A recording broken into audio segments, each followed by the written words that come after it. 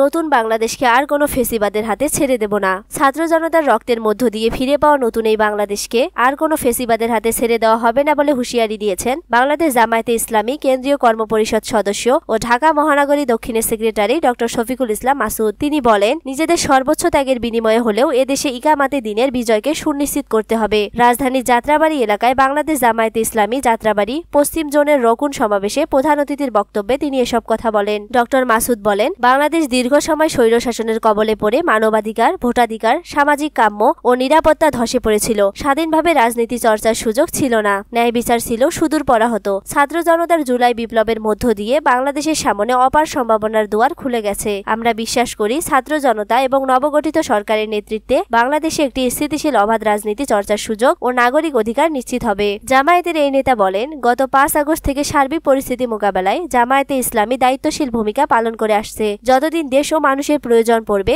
ততদিন জামায়াতে ইসলামের প্রত্যেক জনশক্তি সব প্রকার লোভ লালসা ও পদপদবীর ঊর্ধ্বে উঠে দেশকে নতুনভাবে গড়ে তোলার জন্য নিরলসভাবে কাজ চালিয়ে যাবে। তিনি আরো বলেন, আইনশৃঙ্খলা পরিস্থিতি যেন অবনতি না ঘটে সেজন্য সজাগ দৃষ্টি রাখতে হবে। আইনশৃঙ্খলা রক্ষায় নিয়োজিত সদস্যদের সঙ্গে সম্ভাব্য সব ধরনের সহযোগিতা করার জন্য প্রস্তুত থাকতে হবে।